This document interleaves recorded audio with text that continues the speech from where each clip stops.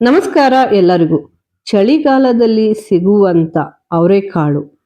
ಈ ಅವರೆಕಾಳಿಂದ ನಾನು ಇವತ್ತು ಸ್ವೀಟ್ ಅನ್ನ ಮಾಡ್ತಾ ಇದ್ದೀನಿ. ಈ ಅವರೆಕಾಳಲ್ಲಿ ಚಿತ್ರಾನ್ನ, ಅವಲಕ್ಕಿ, ಸಾರು, ಪಲ್ಯ ಎಲ್ಲಾ ರೀತಿಯ ಖಾರದ ತಿಂಡಿಗಳನ್ನ ಮಾಡ್ತಾರೆ. ಆದ್ರೆ ಇವತ್ತು ಸಿಂಪಲ್ ಆದ ಟೇಸ್ಟಿ ಆದಂತ ಅವರೆಕಾಳಿಂದ ಅಂದ್ರೆ ಅವರೆಕಾಳನ್ನ ನೆನಕಿ ಅದನ್ನ ಇತ್ತಕಿದ ಅವರೆಕಾಳನ್ನ ಮಾಡಿಕೊಂಡು ಅದರಲ್ಲಿ ನಾವು ಸಿಂಪಲ್ ಆದಂಥ ಟೇಸ್ಟಿ ಆದಂಥ ಪಾಯಸವನ್ನು ಮಾಡೋಣ. ನೋಡಿ, ಇದಕ್ಕಿದ ಅವರೆಕಾಳು ಈಗ ರೆಡಿ ಆಗಿದೆ.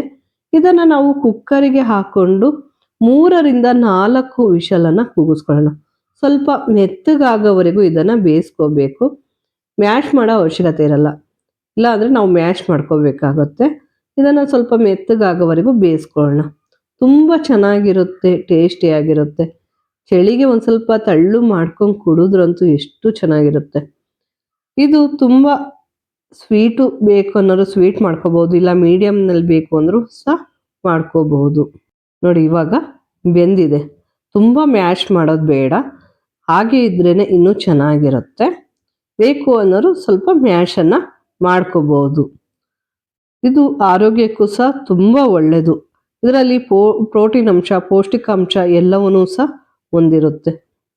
ನೋಡಿ, ಇದಕ್ಕೆ ಸ್ವಲ್ಪ ಕಾಯಿ ತುರಿ ರುಬ್ಕೊಳ್ಳೋಣ. ಫಸ್ಟು ರುಬ್ಕೊಳ್ಳೋಣ. ನಾವು ಬೇಕು ಅಂದರೆ ಕೊಬ್ಬರಿನಾದರೂ ಹಾಕೋಬೋದು, ಇಲ್ಲ ಕಾಯಿನಾದರೂ ಹಸಿ ಕಾಯಿ ಹಾಕೋಬೋದು. ಸಣ್ಣದಾಗಿ ಹೆಚ್ಕೊಂಡಿರೋಂಥ ಹಸಿ ಕಾಯಿ, 2 ಸ್ಪೂನು ಕಡಲೆ, 2ರಿಂದ 3 ಏಲಕ್ಕಿ, 1 ಸ್ಪೂನ್ ಗಸಗಸೆ, ಇಷ್ಟನ್ನು ಹಾಕಿ ನಾವು ಸ್ವಲ್ಪ ನೀರನ್ನು ಸಹ ಹಾಕ್ಕೊಂಡು ನಯಸ್ಸಾಗಿ ಇದನ್ನು ರುಬ್ಕೊಳ್ಳೋಣ.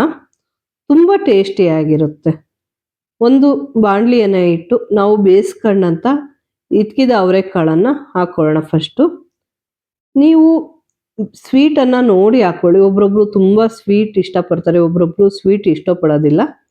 ಎಷ್ಟು ಬೇಕು ನೋಡಿ ಹಾಕ್ಕೊಳ್ಳಿ. ನಾನು 1/4 ಬಟ್ಲಷ್ಟು ನಾನು ಬೆಲ್ಲವನ್ನು ಹಾಕ್ಕೊಳ್ತಾ ಇದ್ದೀನಿ. ಈಗ ಇದನ್ನು ಮಿಕ್ಸ್ ಮಾಡಿ ಒಂದು 10 ನಿಮಿಷ ಬೆಲ್ಲ ಎಲ್ಲ ಕರಗೋವರೆಗೂ ನಾವು ಕುದಿಯೋದಕ್ಕೆ ಬಿಡೋಣ.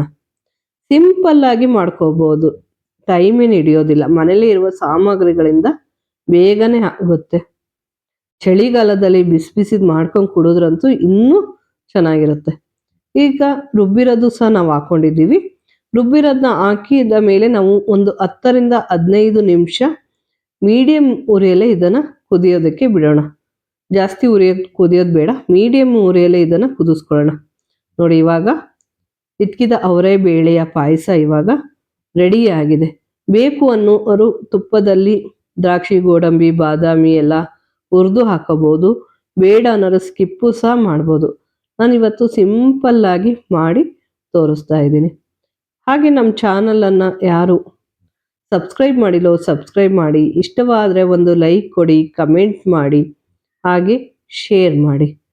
ಸಿಂಪಲ್ ಆದ ಟೇಸ್ಟಿಯಾದಂಥ ಇದ್ಕಿದ ಅವರೆಕಾಳಿನ ಪಾಯಸ ಬಿಸಿ ಬಿಸಿದು ಕುಡಿತಾ ಇದ್ರೆ ಎಷ್ಟು ಚೆನ್ನಾಗಿರುತ್ತೆ ಗೊತ್ತಾ. ಈ ಚಳಿಗಾಲದಲ್ಲಿ ಇದನ್ನು ಕುಡಿತಾ ಇದ್ರೆ ತುಂಬಾ ಟೇಸ್ಟಿನೂ ಸಹ ಇರುತ್ತೆ. ಇದ್ಕಿದ ಅವರೆ ಬೇಳೆಯ ಪಾಯಸ ಇವಾಗ ರೆಡಿಯಾಗಿದೆ. Thank you. ಬಾಯ್.